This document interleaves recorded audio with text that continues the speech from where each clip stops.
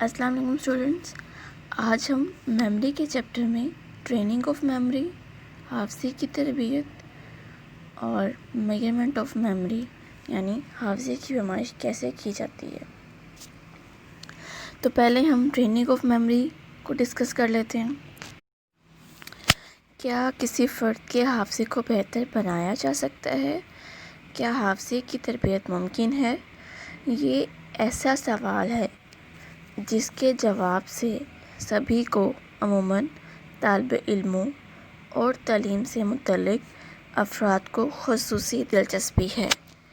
طلباء کی اکثریت حافظے کی کمزوری یا کمی کی شکایت کرتی ہیں اور وہ یہ کہتے ہیں کہ ان کا حافظہ اچھا ہو تو روزمرہ زندگی کے بہت سے کام آسان ہو جائیں اور عملی زندگی میں بہت سی مشکلات سے بچ جائیں۔ گویا اچھے حافظے کی افادیت سے کسی کو بھی انکار نہیں، تاہم حافظے کی تربیت یا اسے بہتر بنانے کے سلسلے میں ماہرین میں اختلاف رائے پایا جاتا ہے۔ ولیم جیمس کے اکارڈنگ حافظہ ایک فطری صلاحیت کا نام ہے۔ کسی کا حافظہ پیدائشی طور پر بہتر ہوتا ہے اور کسی کا کمزور۔ خواہ کتنی ہی مشق کی جائے اس میں بہتری ممکن نہیں، لیکن موجودہ دور کے ماہرین نفسیات ولیم جیمس کے خیال کو مانتے نہیں ہیں، یعنی اس پہ کرٹیسزم کرتے ہیں۔ ان ماہرین نے اپنی تحقیقات سے یہ نتیجہ اخذ کیا ہے کہ مخصوص نفسیاتی اصولوں پر عمل کر کے حافظے میں بہتری پیدا کی جا سکتی ہے۔ یہاں کچھ ایسے عوامل کا ذکر کریں گے جس کی مدد سے ہم اپنے حافظے کو بہتر بنا سکتے ہیں۔ نمبر 1، مشق اور تکرار، پریکٹس اینڈ ریپیٹیشن۔ حافظے میں بہتری کے لیے ضروری ہے کہ مشق اور تکرار کا طریقہ استعمال کیا جائے۔ اگر کسی مواد کی مشق اور تکرار نہ کی جائے تو اس مواد کے نقش ہمارے ذہن پر کمزور ہوتے چلے جاتے ہیں اور بالآخر یہ نقش ختم ہو جاتے ہیں۔ جیسے ہم نے پہلے بات کی تھی کہ practice makes a man perfect, تو اگر یہ ہمیں ایگزامپل دیکھی جائے تو اس میں کہا گیا ہے کہ اگر ایک فرد پریکٹس کرتا ہے، بار بار کرتا ہے پریکٹس، تو اس کا حافظہ بہت اچھا ہو جاتا ہے، بلکہ اس سے خاص نیت میں بھی بہتری پیدا ہوتی ہے۔ نمبر 2، مشق کے دوران بازیافت، ریکال ڈیورنگ پریکٹس۔ بعض طلباء سبق یاد کرنے کے لیے بار بار کتاب سے پڑھتے ہیں، لیکن اس طریقے میں بہت سا وقت اور کوششیں درکار ہوتی ہیں۔ اس کے برعکس اگر کسی مواد کو یاد کرتے ہوئے سبق کو زبانی دہرایا جائے تو اس طریقے کے بہت مثبت نتائج برآمد ہوتے ہیں۔ اس حقیقت کو ثابت کرنے کے لیے ایک تجربہ کیا گیا۔ اس تجربے میں طلباء کو 3 گروپوں میں تقسیم کر کے 16 بے معنی الفاظ کی فہرست یاد کرنے کے لیے دی گئی۔ طلباء کے تمام گروپوں کو فہرست یاد کرنے کے لیے برابر وقت دیا گیا، تاہم ہر گروپ کا طریقہ مختلف تھا۔ پہلے گروپ نے تمام وقت فہرست کو بار بار پڑھنے میں صرف کیا، دوسرے گروپ نے مقررہ وقت کا 20% حصہ زبانی دہرائی اور باقی وقت بار بار پڑھنے میں وقت صرف کیا، جبکہ تیسرے گروپ نے 60% زبانی دہرائی اور 40% بار بار پڑھنے میں صرف کیا۔ اس تجربے کے نتائج سے پتہ چلا تیسرے گروپ کے معمولوں کی بازیافت کا اسکور سب سے زیادہ ہے، دوسرے کا اس کے بعد اور پہلے کا سب سے کم تھا۔ مختصر، جس گروپ نے جتنا زیادہ وقت مواد کو دہرانے میں صرف کیا، اسی تناسب سے ان کے حافظے میں بہتری پیدا ہوئی۔ نمبر 3 مسلسل بامقابلہ غیر مسلسل مشق۔ کسی مواد کو یاد کرنے کے بنیادی طور پر 2 طریقے ہوتے ہیں۔ پہلا طریقہ تو یہ ہے مواد جب تک یاد نہیں ہو جاتا مسلسل کوشش اور مشق کی جائے، جبکہ دوسرے طریقے میں وقفوں سے کسی مواد کو یاد کیا جائے۔ مسلسل مطالعہ: اگر تمام مواد کو مسلسل پڑھا جائے، وقفہ نہ کیا جائے تو نتائج زیادہ اچھے نہیں ہوتے، کیونکہ اس صورت میں اختلال توجہ کا عمل واقع ہوتا ہے اور مداخلت ہوتی رہتی ہے۔ نمبر 2 وقفے دار مطالعہ: اگر مواد کو وقفوں سے پڑھا جائے تو یاد کا احیاء زیادہ بہتر ہوتا ہے۔ اس طرح ایک تو تھکان پیدا نہیں ہوتی اور دوسرے مداخلت کے مواقع بھی کم ہو جاتے ہیں۔ قرآن کریم کو اسی اصولوں کے تحت حفظ کیا جاتا ہے۔ اس پر ایک تجربہ کیا گیا۔ ایک تجربے میں طلباء کے 2 گروپوں کو اسٹار پیٹرن کے 2 طریقوں سے ٹریس کرنا سکھایا گیا۔ اسٹار پیٹرن کو شیشے میں سے دیکھ کر 2 لائنوں میں لائنیں کھینچ کر اسٹار کھینچنا ہوتا ہے۔ طلباء کے پہلے گروپ کو مسلسل مشق کے طریقے سے اسٹار پیٹرن کھینچنا سکھایا گیا، جبکہ دوسرے گروپ کے طلباء کو ہر کوشش کے بعد 1 منٹ آرام کا دیا گیا۔ نتائج سے ظاہر ہوا کہ مسلسل مشق والے گروہ نے اسٹار پیٹرن کھینچنے میں زیادہ وقت لیا، جبکہ دوسرے گروپ کے طلباء جنہوں نے ہر کوشش کے بعد 1 منٹ وقفے کے ساتھ سیکھا، بہت جلد سیکھنے کے عمل کے دوران فرد کو پتہ چلتا رہے کہ اس کی کارکردگی کیا ہے، یعنی اس نے کتنا مواد صحیح طور پر سیکھ لیا ہے اور کتنا ابھی نہیں سیکھ پایا۔ طلباء پر کیے جانے والے بہت سے تجربات سے معلوم ہوا ہے کہ اگر طلباء کو ان کی تعلیمی ترقی کے نتائج سے آگاہ کیا جاتا ہے تو اس سے ان کی تعلیمی کارکردگی پر بہت سے مفید اثرات مرتب ہوتے ہیں۔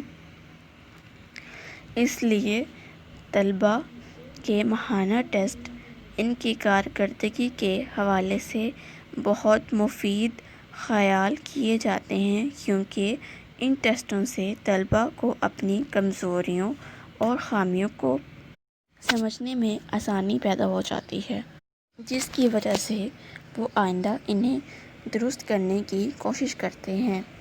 ماہرین کے مطابق نتائج سے آگاہی کا فائدہ ایک تو یہ ہوتا ہے کہ معمولوں کو اپنی کمزوریوں اور خامیوں کا علم ہو جاتا ہے۔ دوسرا، اس طریقے سے مقابلہ بازی کا رجحان پروان چڑھتا ہے اور فرد میں دوسروں سے آگے بڑھنے اور بہتر کارکردگی کا جذبہ پیدا ہوتا ہے۔ اشارات کا استعمال کیوٹ ریکال: بعض اوقات کسی فرد کا نام کوشش کے باوجود ذہن میں نہیں آتا۔ اس صورتحال میں آپ اس کے نام سے مشابہ کچھ دوسرے نام دہراتے ہیں۔ آپ کوشش جاری رکھتے ہیں اور اس دوران اچانک اس کا نام یاد آ جاتا ہے، یعنی اشارات کی بنا پر کسی بھولی ہوئی چیز یا لفظ کو یاد کر لیا جاتا ہے۔ ایک تجربے کے دوران 2 گروپوں کو 48 الفاظ کی فہرست یاد کرنے کے بعد بازیافت کے لیے کہا گیا۔ ان 48 الفاظ کا تعلق اشیاء یعنی حشرات، جانوروں، پھلوں اور سبزیوں سے تھا۔ ہر گروہ سے 4 الفاظ فہرست میں شامل تھے۔ بازیافت کے وقت طلباء کے پہلے گروپ کو کہا گیا کہ جوابی پرچے پر جتنے الفاظ یاد آئیں لکھ دیں، جبکہ دوسرے گروپ کے طلباء کو 12 گروپ کے اشارات دیے گئے نتائج سے پتہ چلا کہ پہلے گروپ کے طلباء 48 الفاظ میں سے تقریباً 20 الفاظ صحیح دہرا پائے ہیں، جبکہ دوسرے گروپ کے طلباء نے 30 الفاظ صحیح لکھ لیے۔ اس طرح جب پہلے گروپ کے طلباء کو بھی اشیاء کے حوالے سے اشارات دیے گئے تو انہوں نے بھی تقریباً 30 صحیح الفاظ لکھ لیے۔ اس سے معلوم ہوا مخصوص اشارات حافظے میں مدد دیتے ہیں۔ زیرنگ اثر یعنی زیرنگ افیکٹ۔ جمہوریہ چیک کی ایک خاتون نے حافظے کا یہ اصول دریافت کیا۔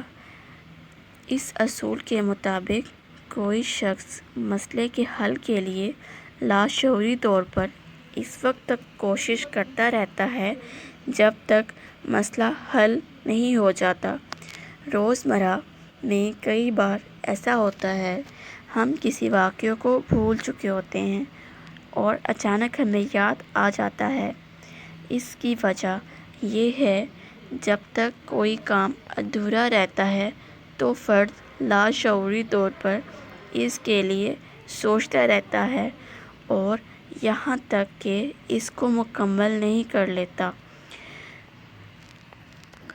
ایک تجربے میں معمولوں کو 20 مختلف قسم کے کام کرنے کے لیے دیے گئے۔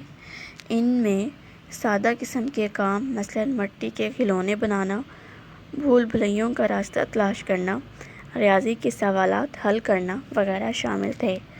ہر معمول کو آدھے کام مکمل کرنے کا موقع دیا گیا، جبکہ آدھے کام ادھورے ہی چھڑوا لیے گئے۔ یوں ہر معمول نے 10 کام مکمل کیے اور باقی 10 نامکمل چھوڑ دیے۔ اس کے بعد تمام کاموں کا سامان معمولوں کے سامنے ہٹا لیا گیا اور ان سے کہا گیا جو کام انہوں نے نہیں کیے ہیں ان کو دہرائیں۔ نتیجے سے پتہ چلا کہ 80% معمولوں کو ادھورے کام زیادہ یاد تھے۔ ماہرین کے مطابق فرد جب کوئی کام شروع کرتا ہے تو اس کے اندر تناؤ کی کیفیت پیدا ہوتی ہے اور یہ کیفیت اس وقت تک برقرار رہتی ہے جب تک فرد کا کام مکمل نہیں ہوتا۔ لیکن اگر کسی کام کو ادھورا چھوڑ دیا جائے تو تناؤ کی کیفیت برقرار رہتی ہے۔ اوور لرننگ زائد آموزش۔ کسی مواد کو سیکھنے کے لیے جس قدر مشق یا ریہرسل کی ضرورت ہوتی ہے، اس سے زیادہ مشق اور ریہرسل کو زیادہ آموزش کہتے ہیں۔ اس سے یاد میں حیرت انگیز حد تک بہتری واقع ہوتی ہے۔ Over learning the practice or rehearsal of material over and above what is needed to learn it۔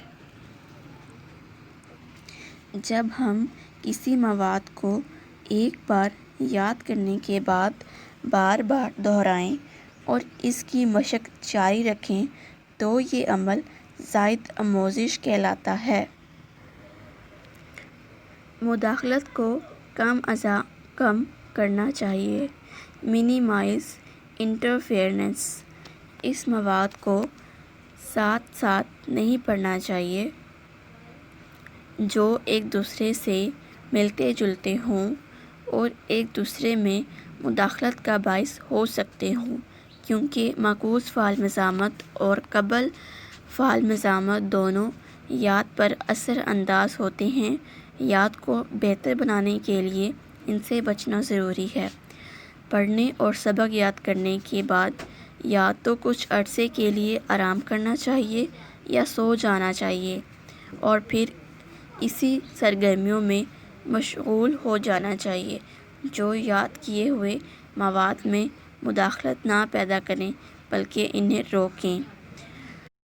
زیگارک نے معلوم کیا کہ کام کو مکمل ہونے سے پہلے درمیان میں کوئی خلل پڑ جائے، خلل پڑنے کے بعد والے کام مواد کو مداخلت سے پہلے کیے جانے والے کام سے بہتر طور پر یاد رکھا جا سکتا ہے۔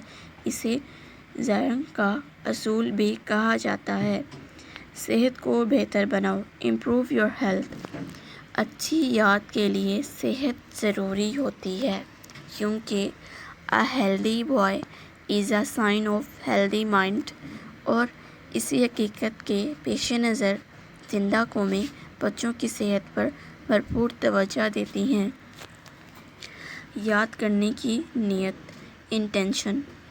اللہ تعالیٰ کا ارشاد ہے کہ اعمال کا انحصار نیت پر ہوتا ہے۔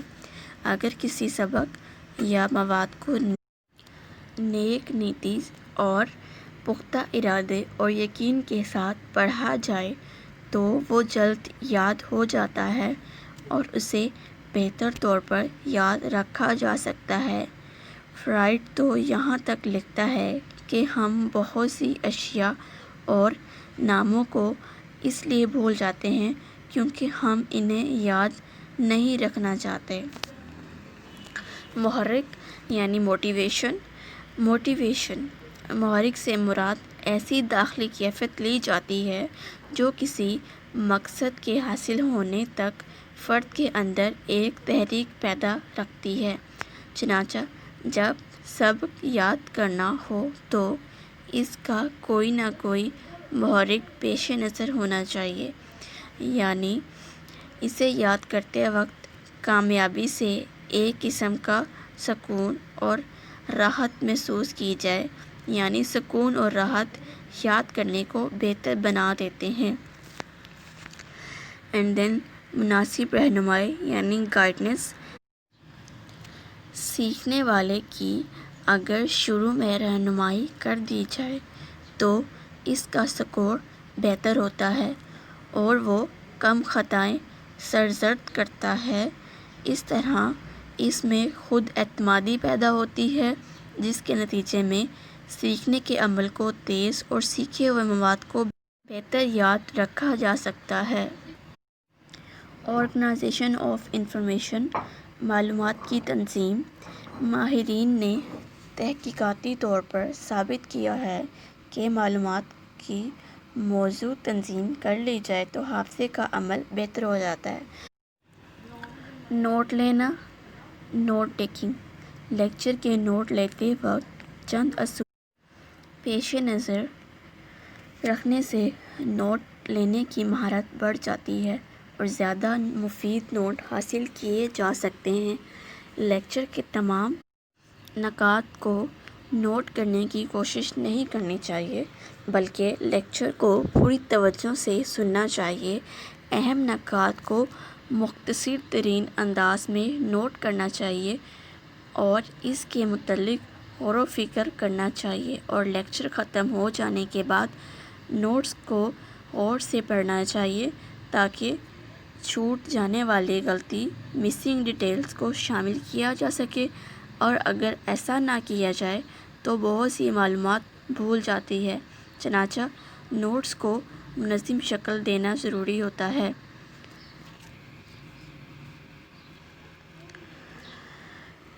ہر من کے نزدیک مواد کو صرف پڑھ لینا کافی نہیں ہوتا، بلکہ اسے مفہوم اور معنی کو سمجھنا ضروری ہوتا ہے۔ جو کچھ آپ پڑھ رہے ہوں، آگے پڑھنے سے پہلے اس کے معنی اچھی طرح سمجھیں، اور جو حصہ مشکل ہو اس کو زیادہ وقت دیں تاکہ آپ اس کو اچھی طریقے سے سمجھ جائیں۔ حافظے کو بہتر بنانے کے خصوصی طریقے، نیمونک ڈیوائس۔ حافظے کو بہتر بنانے کے لیے ماہرین نفسیات نے خصوصی طریقے بھی بیان کیے ہیں جن کی مدد سے سیکھے گئے مواد کی بازیافت آسان ہو جاتی ہے۔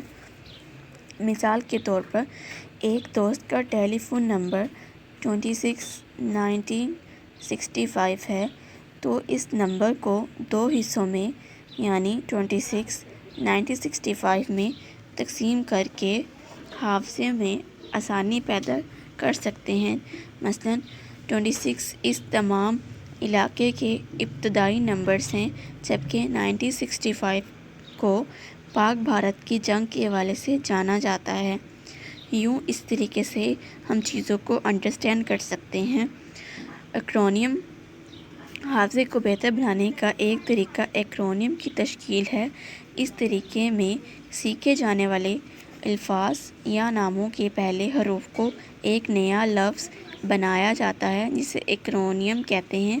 For example, violet, indigo, blue, green, yellow, orange اور ریڈ۔ یہ قوس قزح کے ساتھ رنگوں کے نام ہیں۔ اگر ان کے پہلے لفظ کو VIBGYOR یہ لفظ بن جائے گا ویب گیور۔ تو اس طرح ہم چیزوں کو بآسانی سے یاد رکھ سکتے ہیں۔ لوکی کا طریقہ، لوکی کی جمع ہے انگریزی لفظ لوکس۔ لوکس کا مطلب ہے نقشہ یا مقام، چنانچہ اس لحاظ سے یہ وہ طریقہ ہے جس سے ہم یاد کیے جانے والے اجزاء کو ویژول امیجری سے منسلک کر لیتے ہیں۔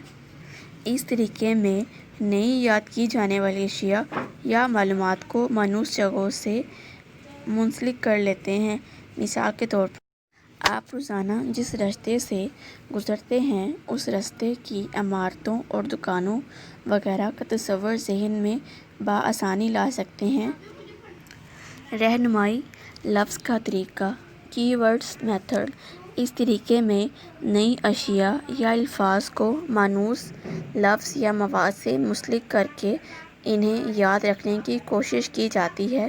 چنانچہ جب دوبارہ اس شے یا الفاظ کو ذہن میں لانا مقصود ہو یا وہ شے یا الفاظ یاد نہیں آ رہے تو لفظ رہنما کی ورڈ کو ذہن میں لا کر بآسانی اس لفظ یا شے کو بھی ذہن میں لایا جا سکتا ہے۔ مثلاً گھر سے سامان خریدنے کے لیے آپ چلتے ہیں تو خرید کی جانے والی اشیاء کو آپ کسی لفظ سے منسلک کر لیتے ہیں۔ مثلاً ہلدی، نمک، مرچ، مسالہ جات کو آپ لفظ سالن سے منسلک کر لیتے ہیں۔ SQ3R کا طریقہ، حافظے کو بہتر بنانے کا طریقہ، رابسن نے 1960 میں بیان کیا۔ اس طریقے میں 5 ذیلی طریقے ہیں۔ سروے، جس مواد کو یاد کرنا ہو اس کا پہلے سرسری جائزہ لیا جاتا ہے اور مواد کے اہم نکات کو ذہن میں محفوظ کر لیا جاتا ہے۔ کوشچن، جب یاد کیے جانے والے مواد کا سرسری جائزہ لیا جاتا ہے تو اس کے متعلق اہم سوالات تیار کیے جاتے ہیں، یعنی مواد کس موضوع سے متعلق ہے اور آیا اس طرح کے مواد سے پہلے آپ واقف ہیں یا اس مواد سے متعلقہ کچھ دیگر معلومات آپ کے ذہن میں محفوظ ہیں۔ ریڈ، تیسرے مرحلے میں موجود پوری توجہ سے پڑھا جاتا ہے۔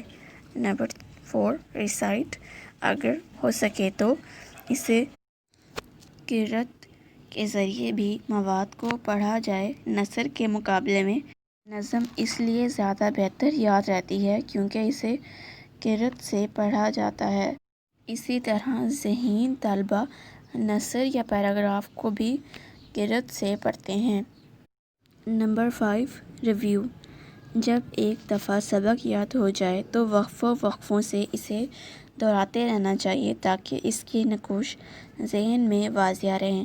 اکثر طلبہ سال کے شروع میں کوئی سبق یاد کرتے ہیں لیکن امتحان سے قبل اس کی دہرائی نہیں کرتے اور جب امتحان کا وقت آتا ہے تو انہیں محسوس ہوتا ہے کہ سبق بھول چکا ہے۔ اس کی وجہ دہرائی کا نہ ہونا ہے۔ اب ہم ڈسکس کرتے ہیں حافظے کی پیمائش، میئرمنٹ آف میموری۔ حافظے کی صحیح پیمائش ماہرین نفسیات کے لیے ایک بڑا چیلنج رہا ہے۔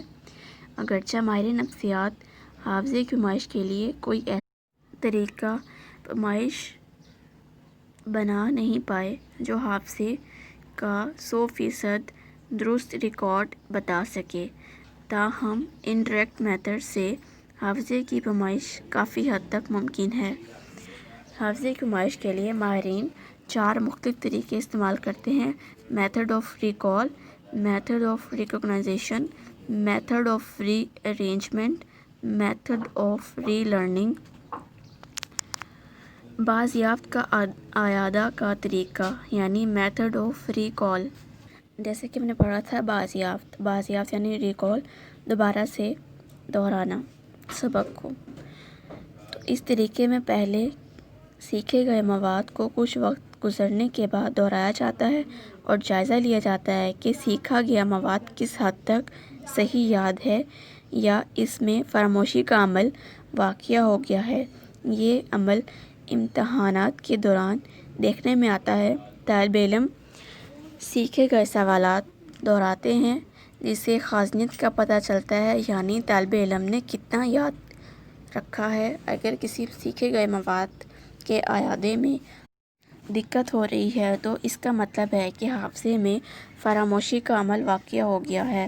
فرض کریں کہ طالب علم کو 10 بے معنی الفاظ ایک فہرست یاد کروائی گئی۔ 2 دن بعد لسٹ دوبارہ دہرانے کو کہا گیا۔ وہ اس میں سے صرف 4 الفاظ صحیح دہرا پاتا ہے تو ہم اس فارمولے سے یاد رہ جانے والے الفاظ بٹا کل الفاظ ملٹیپلائی 100 یہ فارمولا اپلائیں گے تو پتہ چلے گا ہمیں کہ اسے کتنا یاد ہے۔ بازیافت یا اعادہ کی صورتیں۔ بازیافت یا اعادے کی 2 صورتیں ہیں جن کی مدد سے حافظے کی پیمائش کر سکتے ہیں۔ نمبر 1، آزاد بازیافت کا اعادہ، سلسلہ وار بازیافت کا اعادہ۔ آزاد بازیافت یا اعادہ، اس قسم کے اعادے میں معمول کو کوئی مواد یاد کرنے کے بعد بغیر کسی ترتیب یا سلسلے کے یاد کیا گیا مواد دہرانا پڑتا ہے۔ مثال کے طور پر ایک معمول کو 10 بے معنی الفاظ کی لسٹ دی گئی تو اس میں اس نے بغیر کسی ترتیب کے اس کو یاد کیا اور بغیر کسی ترتیب کے اس کو دہرایا۔ اس میں 10 میں سے 7 اس نے صحیح الفاظ دہرائے۔ اب سلسلہ وار بازیافت میں اس قسم کی اعادے میں جس ترتیب سے معمول الفاظ کی لسٹ یاد کرتا ہے اسی ترتیب کے مطابق اس نے دہرانا ہوتا ہے، یعنی کہ اس میں یہ شرط ہوتی ہے کہ معمول کو ترتیب سے ہی لسٹ کو دہرانا ہوتا ہے۔ تو اس طرح جب اس نے لسٹ کو دہرایا تو اس میں وہ صرف 4 ہی صحیح الفاظ دہرا پایا۔ عموماً معمول اس طریقے میں شروع اور آخر کے الفاظ بہتر یاد رکھتے ہیں جبکہ درمیان کے الفاظ یاد رکھنا مشکل ہوتا ہے۔ شناخت کا طریقہ۔ گزشتہ تجربات اور واقعات کو پہچاننا شناخت کہلاتا ہے۔ شناخت اور بازیافت میں بنیادی فرق یہ ہے: شناخت میں سیکھی گئی شے سامنے موجود ہوتی ہے جس کی صرف پہچان کرنا ہوتی ہے، جبکہ بازیافت میں شے موجود نہیں ہوتی اور ہمیں سیکھی گئی شے یا واقعہ دہرانا ہوتا ہے۔ فرض کریں ایک معمول کو مختلف افراد کی 10 تصاویر دکھائی گئیں، پھر معمول کو بہت سی تصویروں میں سے دیکھی گئی 10 تصاویر کی شناخت ہوتی ہے۔ فرض کریں معمول ان 10 تصاویر میں سے صرف 6 تصاویر کی صحیح شناخت کرتا ہے تو اس کے حافظے کی پیمائش پہلے جو ہم نے فارمولا سیکھا ہے اس کی مدد سے کی جائے گی۔ نمبر 3، دوبارہ ترتیب دینے کا طریقہ۔ یہ طریقہ شناخت کے طریقے سے ملتا جلتا ہے۔ اس طریقے میں سیکھے گئے مواد کی ترتیب بدل دی جاتی ہے اور پھر معمول سے کہا جاتا ہے جس ترتیب سے اس نے پہلے مواد دیکھا تھا اسی ترتیب سے مواد کو ترتیب دے۔ مکرر آموزش کا طریقہ۔ مکرر آموزش سے مراد کسی عمل کا دوبارہ سیکھنا ہے۔ اگر کسی مواد کو پہلی بار یاد کرنے میں آدھا گھنٹہ صرف ہوا ہے تو دوسری بار یاد کرنے میں کم وقت اور کم کوششیں درکار ہوں گی۔ فرض کیا کہ ایک معمول 10 بے معنی الفاظ کی ایک فہرست پہلی آموزش میں 20 منٹ اور 8 کوششوں میں یاد کرتا ہے۔ 2 دن بعد جب اسے فہرست دوبارہ یاد کروائی جاتی ہے تو وہ 8 منٹ اور 3 کوششوں میں فہرست مکمل طور پر یاد کر لیتا ہے۔